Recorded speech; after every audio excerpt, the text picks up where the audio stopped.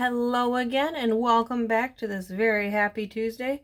I'm currently happy that the rain is slowing down, which is a great thing, as I saw you guys up there had a lot of rain. It is time for the rain to slow down. Let's check in on our work. There is already a video going up for your number talk today. Make sure you check that out. It's a lot like yesterday's, except instead of having words to kind of help you break it down, you're just going to do them as a standard math problem. So make sure you check that. I will help you with your story problem momentarily. It'll be day 12. It's talking about buying DVDs, if I remember correctly. You still have your 8s to be practicing. As I pointed out in the last video, if you were practicing your 4s and memorized your 4s, most of these shouldn't be too bad, because if you knew what the 4 was, 8s are just double whatever your answer was. So if you knew that 4 times 3 was 12, 8's just double that, it's 24, which is right for 8 times 3. Plus, if you've been practicing all along, you already know 1, 2, 3, 4, 5 of your facts just from practicing before. So make sure you've been working on those, especially some of the harder ones. If it helps for 8 times 7, which for some reason is one of the trickier ones, I told my kids they're not allowed to get that one wrong. It's my favorite math problem because the answer is 56. And you can put equal sides on any side of a math problem you want. And if you do that, and you put it on the left side, you get 5, 6, 7, 8. 8 times 7 is 56. There's my random 8 help for you. And then you have your game that you can play, and the directions are up for that one. All right, let's dive into this story problem for today. Oh, I was right, it was DVDs. Sandra bought 38 DVD movies for $874. How much does each DVD cost?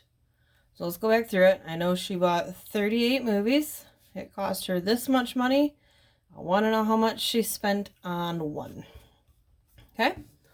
Now, think about your question for a second. Think about what I'm really asking you. See if you can get a sentence put together for yourself that includes a label. It doesn't give you a outright obvious label in here, so think about what it's asking and what your label should be. If you're thinking like a dollar sign to show that it's a cash value, good for you. Okay? Make sure you get your sentence filled out. On to our drawing. We've got our starting bar. We are dealing with the movie cost, and that's in dollars. So anything I'm drawing about here will be in dollar form. Here's my unit bar. Okay, let's see. I've got a total, a part, and a part, and I need to decide if this is add, subtract, multiply, or divide. So let's see what we've got going on over here. I have a total. I have a part.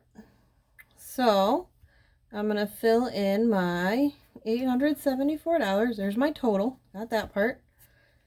I've got 38 movies, and I want to know what each one cost. So she bought one movie for a certain price, 2 movies for a certain price, 3 movies for a certain price, all the way up until her 38th movie. And they are all equal cost. That's why my boxes are about the same. The question is, how much is one box?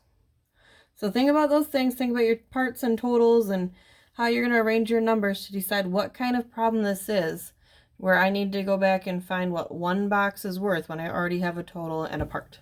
Okay? Once you get that math worked out, make sure you get your answer formulated and you get at least the explanation sent into your teachers. Okay?